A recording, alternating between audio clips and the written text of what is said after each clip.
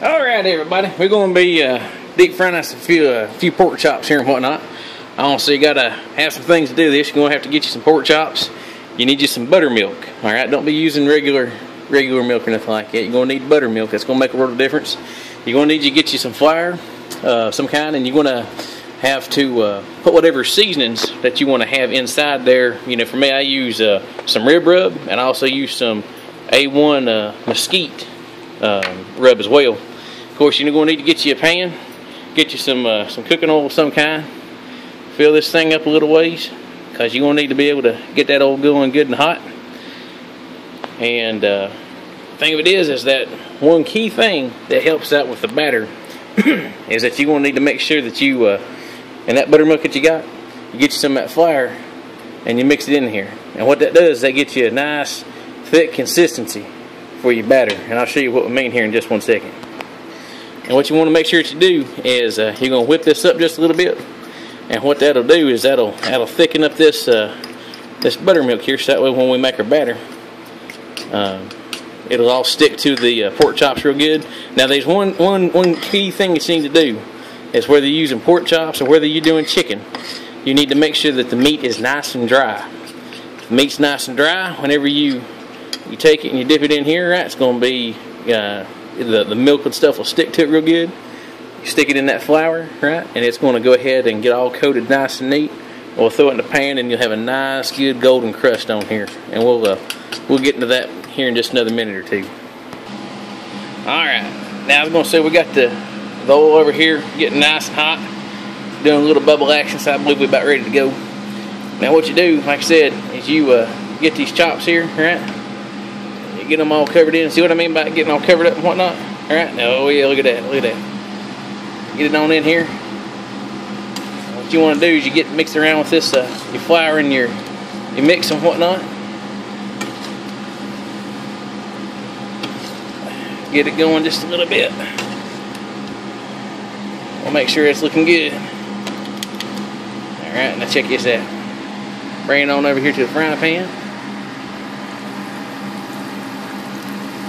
Woo boy, just like that right there. Just keep going at it and everything. We'll look at this here in just a minute, see how this thing looks after it's been frying for just a minute or two.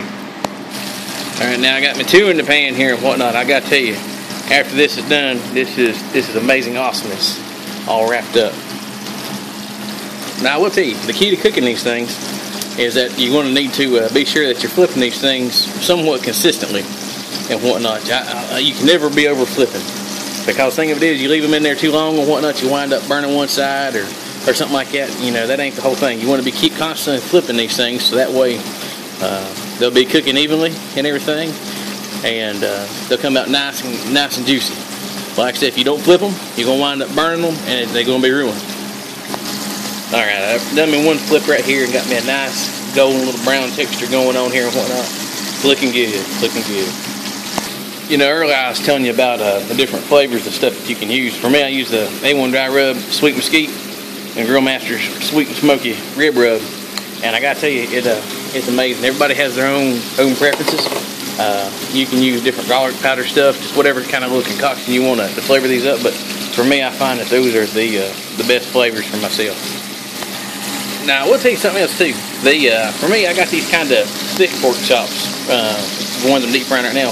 But if you decide to use them little tenderloins, them little thin cutlets, you're going to be doing a whole bunch of them and whatnot. And one thing that you want to watch out for is whenever you're deep frying this stuff, right? You see over here in the batter, right? You get some of these little flakes that comes off the different crusts and whatnot. If you're deep frying a whole bunch of stuff, you're going to want to make sure that you scoop that out.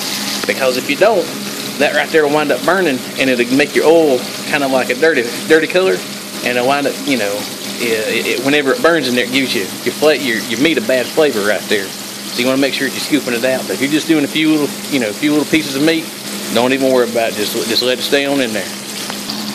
All right, now I was going to say for pork, you want to make sure that it gets cooked 145 degrees and everything. But after a little bit, right, when you're cooking these, you're going to be able to tell whenever they're done. Because like I said, you'll see this nice golden brown, crispy crust on the outside and everything. All right.